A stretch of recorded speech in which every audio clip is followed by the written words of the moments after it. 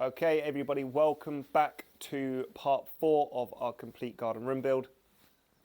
Today, well, it's actually the afternoon because we've done this front wall this morning. We are going to be doing the roof joists. So we're going to show you how we do the joists and how we do all the perimeters, the laddering and things like that, and how we measure up. So we've got the perfect amounts on the back of the room for when we do our capping boards for all the trim and our soffits. So firstly, show you how we mark them all. There's a tape. Tape's here. Straight off just from the inside of the room here, 400, 4, 8, 12, 16, you know, 400 studs all the way down. And then the same on the front there. The reason why we do that is so they're marked here. When they're resting on top, we can actually fix them from the bottom with 100mm screws, and that will hold the roof on nicely. And on the front, we will spike them down with screws at angles, and that will hold the front there because we can't screw up through this joist. Now, how do we measure and get everything right? This is how we do it. So we know our roof from point to point on the top here is 4 meters. So from the outside of the OSB there, take it falling off. So from our OSB there to here is dead on 4 meters.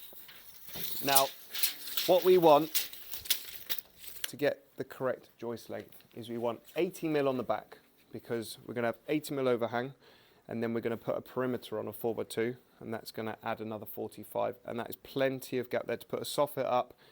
And then once we've double battened for all our cladding to come up and meet into the soffit, and the capping board that will sit on the outside of that perimeter will just tuck in nicely, and there'll be about 10 to 20mm gap between the metal cladding we're going to put up.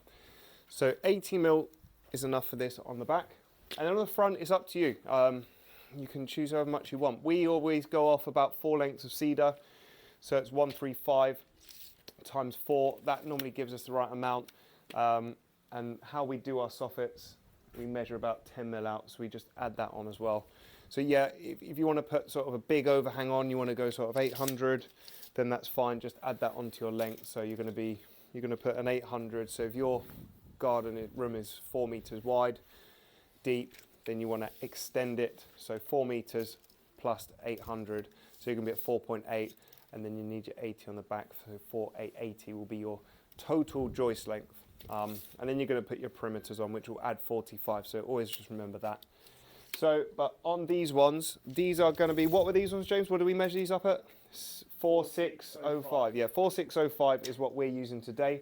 That allows us 4 pieces of cedar on the front, including our perimeter. So that will work out nicely. And then our capping board tongues will just fit under the soffit like that, and it'll be sweet. And we won't have to do any rips of cedar because we like to save as much cedar as we can because it's expensive. So we're going to get onto these now. We're going to bolt them all together. That's how we do it. Because we're doubling these up, it's over a 4 meter. It's a 4 meter span. Yeah, I think with 5x2s you don't really want that. You want to double them up, just get that extra bit of rigidity. Anything under 4, you can probably get away with just 5x2s by themselves. But yeah, on this we're going to double them up, and that will be sufficient. What else? Yeah, we're going to start working on it now. So we're going to lay them on top of each other and just screw through. So we're just going to do probably 1, 2, 3, 4, 5, 6 bolts, 10mm bolts. So we'll drill a 10mm hole through, and then we'll just countersink them a bit as we did with the lintel, and then it will just pull through nicely. So on to the next. Okay, just a little note here. So when we're marking our holes on this, we're going to do 5 bolts on this. So a quick way of doing it, you go 100 in from the end, that's your first one, and we've divided them all. So mark 100 in from that end and 100 in from that end, and then put your tape in between the points, and then find your center, stick one there, and then just divide your center, which is this one, between your 100, divide that between each other, and then you'll get one there, and then you'll do the same. Quite simple there and there. And then go back, put your tape on the end and mark it. So you know, first one's 100, your next one's going to be 1.2, next one's going to be 2.3, and so on. And then just write them down on a bit of wood over there, so you've got them all. So you've got the first 100, 1.2, 2.3, 3.4 and 4.5.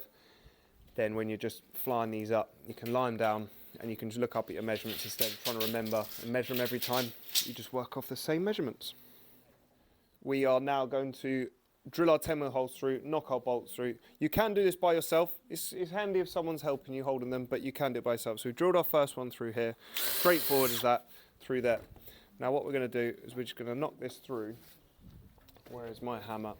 Oh, I'll borrow James's hammer. Mine's over there on the steps. So we're just going to knock that through, and that will now hold that in place, so you don't need your second person. So we'll come down to this one. Now, timbers, if you look, are different sizes. These are all 5x2s, but they're different. So we've got a lip here, yeah, we've got a bit of a bow. This side's flush, so we're always going to do a flush side. So as you're going down, just put a little arrow on it like that, and then we're going to know that that is the flush side. And I want that side on the plasterboard side, because it's also nice and smooth for the plasterers. On the roof deck, we're going to be using tongue and groove OSB, and that's just going to fly across that nice, so we don't have to worry. When you're drilling your holes, stagger them. So do your first one on the top, next one on the bottom, sort of lower down here. So that'll be that one. Again, making sure that's all flush before. Knock your bolt in here. And move your way down to the next one. Again, that was on the bottom. Now we're going to drill on the top one. We'll line them up a bit because they're a bit twisted.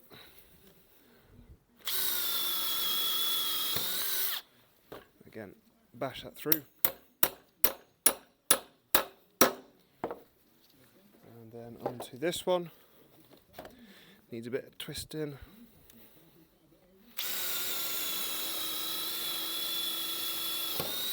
I did actually say earlier we were going to countersink these on the bolt side, but we're not going to because we're using washers. So that'd be a bit of a waste, as there's nothing going on the faces of these. It doesn't matter. So these are actually not too bad. That's good. Last bolt here. Fix that one in. And then we'll knock this through. Now, when we get to the side, for the washers and the nuts, we'll just flip that over. And what we'll do is we'll just thread that on. Thanks, James. We've got our adapter here for our 17mm socket. It's just an adapter that fits in a half drive socket. You can pick them up off eBay, they're pretty good. As with the bolts, just 100mm bolts from Screwfix. And yeah, quite straightforward. So I'm going to fix that on there, and then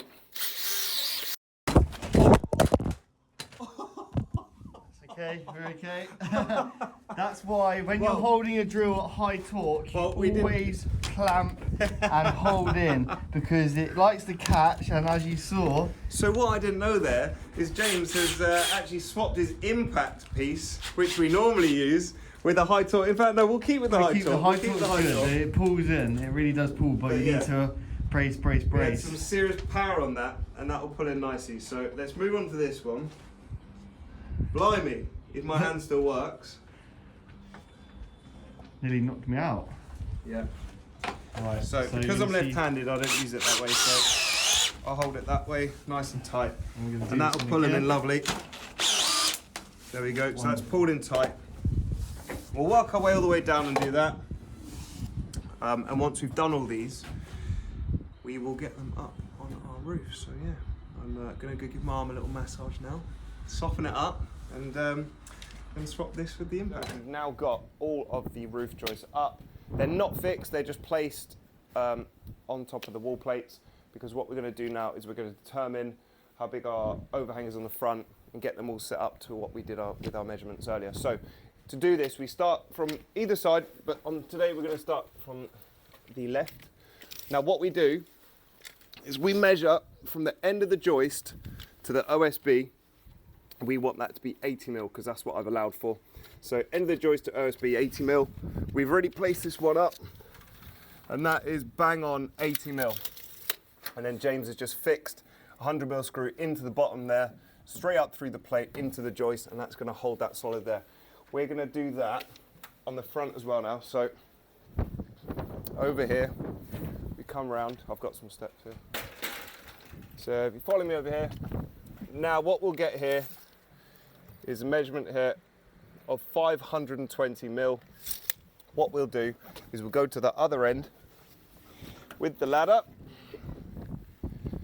and we'll make this one 520mm also. So you can see it's pretty close. It was actually pretty bang on.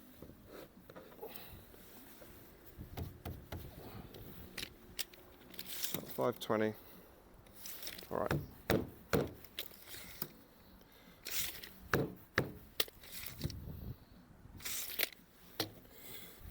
Just a wee bit back. It's about a mil.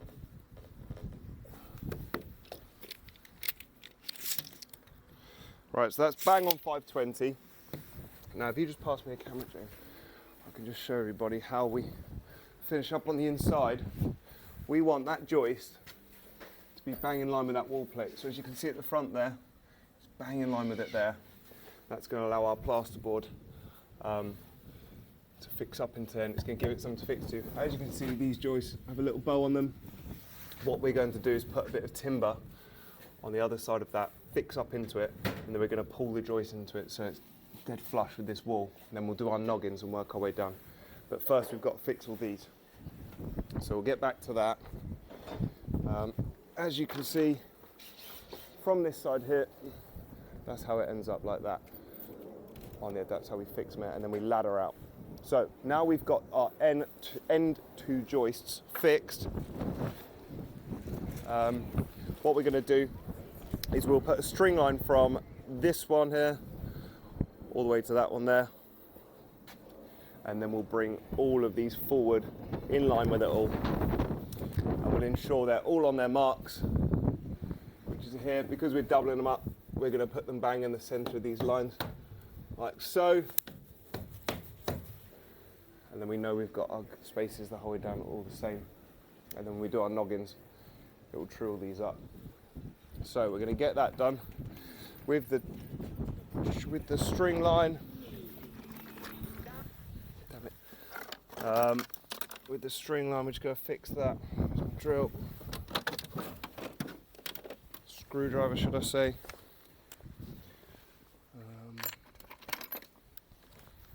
Just need a 40 screw. Pop that up. You're going to be editing this? Why? Like this part? No. Oh my god. Oh boy. Let's put this on here, right on the end there. So that will do just fine. About 10 mil up will do. If you go too low, sometimes it knocks off and pings off on the inside, so it's nice just to fix it there. And then I will run down the whole way with this. And I need another little screw to go to the little screw box.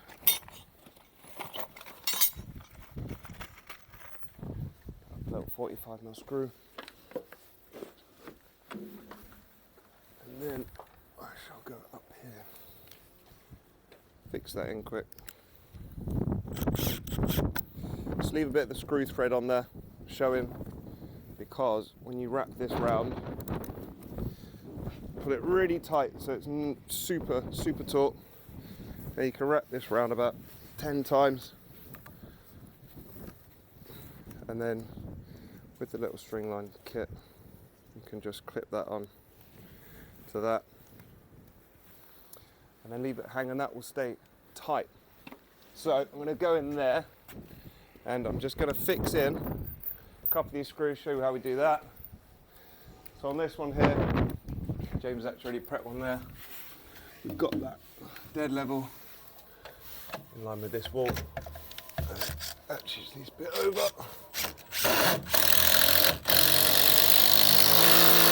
As you see, that pulled that in super tight. We'll go over to this side, fix this back wall and front one, sorry, I'll do that first. Oh, need to change the drill bit. And that pulls that in tight. That's all you need to fix these joists to your wall plates. You don't need anything more. We used to put roof hangers on, upside down roof hangers, nail them in, but it's overkill. These 100mm screws are going to hold it. They're never going to get pulled up. There's not enough force on the front to pull that up and pull those out. So yeah, a couple of these in each one, front and back.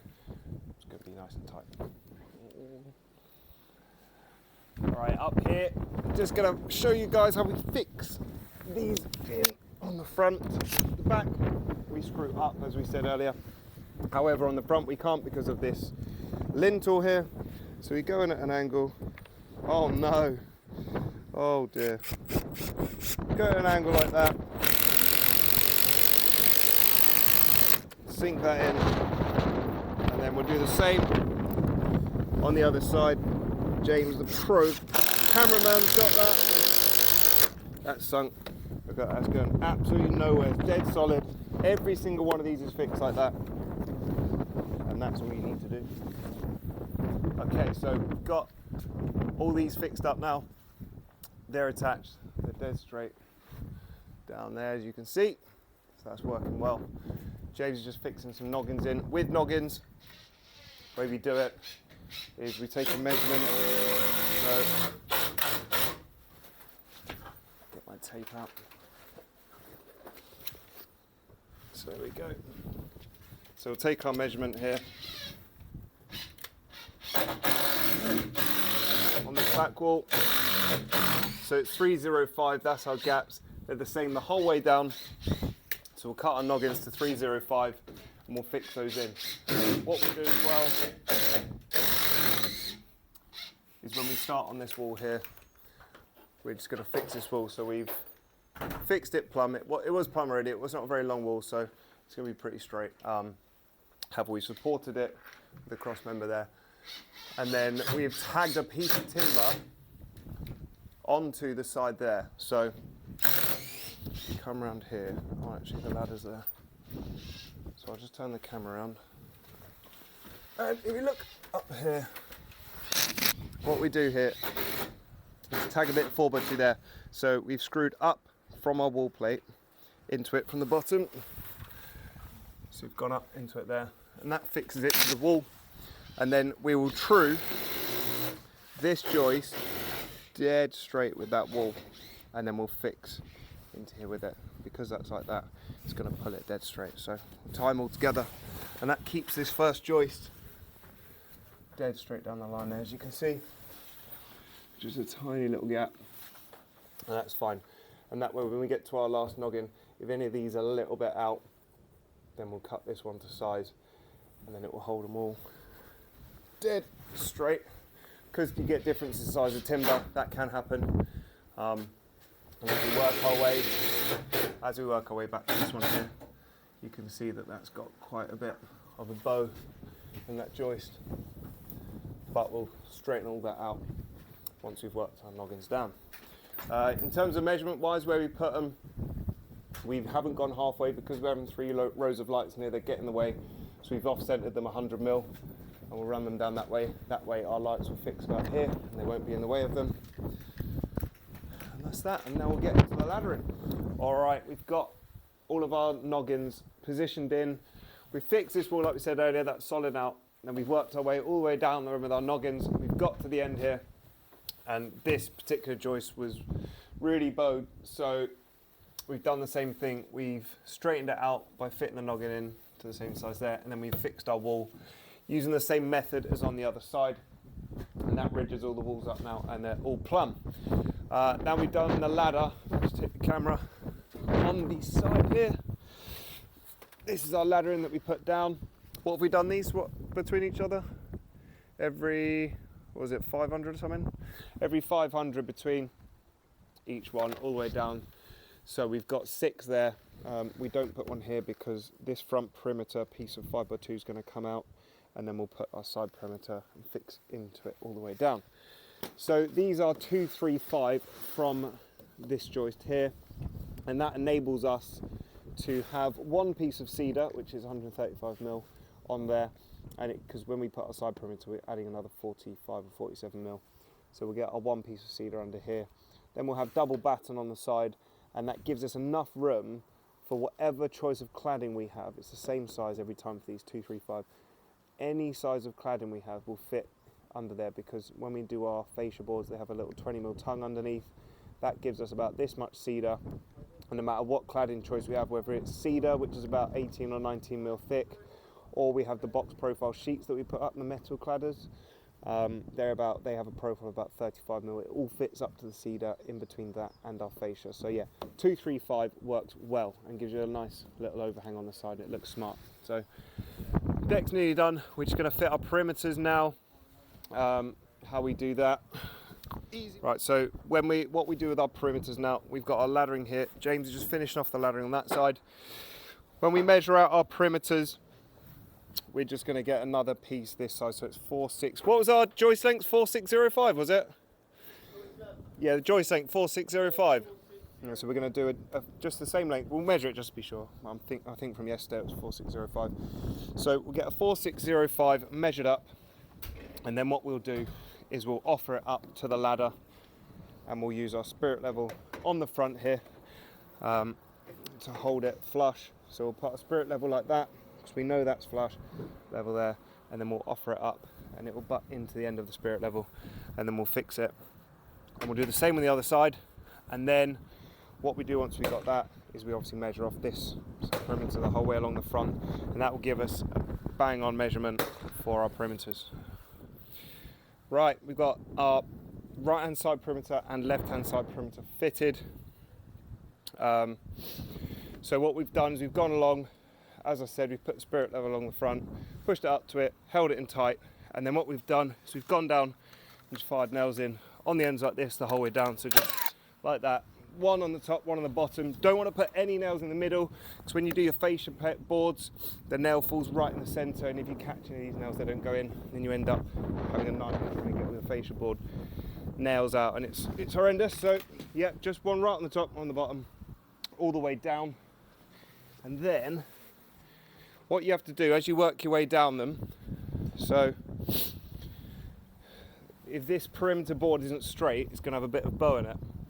So what we do, we nail that end first, and as we get to this end, we have to lift that end up and down just to make sure the noggins, well, pieces of laddering, are flush underneath. So keep that the whole way down, because that's the important bit. If they're a bit higher or lower here, it's not the end of the world. You're going to get a discrepancy in your timber sizes. But on the bottom, when you're putting your cedar on there, you want that to be dead flush. Otherwise, the cedar is going to be all wonky and it won't look right.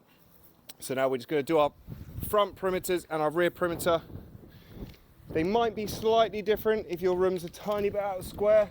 So, 5 to 10 mil out of square isn't the end of the world. It's quite normal on a timber building on a room this size. Ours is pretty much bang on, so they should be the same size. So we've got 5260 here. So we'll cut that one at 5260. And then if I go to the back of the room, over here, we'll check this one here. And we've got 5264. So yeah, we're about 4 mil out up here, and that's not too bad. So that works well. Cut those, fit them, and that will be the deck done. And then we've just got to board it out with our 80mm TNG OSB. Right, that's all our perimeters and laddering done. Over here, we've gone right from the end. We've fixed the front perimeter the whole way down, focusing on the levels on the bottom. So always making sure this is flush. As I said before, the OSB is going to fit to here. There's a discrepancy here, it's not too bad. However, when you're on the bottom there with your cedar and your capping boards, if there's even like a 3mm gap, you'll just see it going like that the whole way down this line on the bottom, and it does not look good. So that's how we fix that all together. We didn't have a long enough piece of timber here, as we only had 4.8, so we've cut it down a bit to fix the middle of this joist here. We've left a little gap here, and that enabled us to manipulate this end, get that dead flush, and then pull it all together. And again, we've gone completely flush on the bottom, so there'll be no discrepancies, and we'll have a nice smooth soffit and fascia board. So that's it. There's your deck done. Now we're just going to board it out with our OSB. I'll show you how we do that in a sec. Okay, onto the OSB deck. We're going to use the 18mm TNG OSB sheets. They're 600 by 2.4, and they work out really well just because you don't have to land them on the joist if you don't want to, because we're gluing them. So we get our 5-minute glue or 30-minute glue, whichever one you want to use, wood glue. It all goes off well. It's expanding. It all foams up and gets in the joint. So the whole deck is all as one, as they say. And you just run your glue along here, and you just butt your boards into it like this, and then tap them in. Look at that, that's how it goes in together. Really easy to fit in. It works well. So we just do that the whole way down the deck. Stagger your joints. So lay your first row, and then do a little off cut, and then start your second row. So your joints are all staggered. On this particular job, they're actually landing on the joists on the row, so it's actually worked out quite well because the joists are at 400, and obviously they're doubled. So it is what it is. But they don't have to land. If you're gluing them, they don't have to land. They can land in the middle because when you glue it, it makes it as one. So what we'll do, we'll go round. Obviously on the edges where it might run out a little bit, we'll just trim those off using the track saw or skill saw. We'll just go and complete the deck. We're nailing it all with these 63mm nails on the nail gun, just like this, you know, just go around, bang, like that, nice and easy. It makes it really flush finish as well. You can screw them, we sometimes do. Use like 45 screws through it, just holds it in quite nice, but we find with screws, it pulls, when it pulls through it pops up all the OSB, and it's just long. You have to go around with a sander and all that. With this, we won't even need to sand this down because it's so smooth. We'll file off the corners before we put the rubber down, and that will be absolutely sufficient for us to glue our rubber. So we'll do this, and then we're just going to lay our rubber sheet over and tack it, and we'll show you that bit in a sec. OSB fixed down, all glued, smoothed off, scraped all the glue off, and we've just smoothed off the edges. If you look, you just get a little sander on here. Smooth off the edges when we just roll our rubber over now. We don't want it puncturing that while it just hangs over. So deck's finished. What we do now is just lay our rubber on top just to let it sit. We're going to have big creases in this. It needs a bit of temperature on it, and we just need to let it sit over the weekend because it's Friday. So that is part 4 done. Roof deck, OSB complete. Now I'm just going to lay the rubber on. So thanks very much for watching. Appreciate all the new subscribers. It's great that you're watching our videos, and if you've got any questions, just drop them in the comments below, and we'll see you on part 5. So yeah,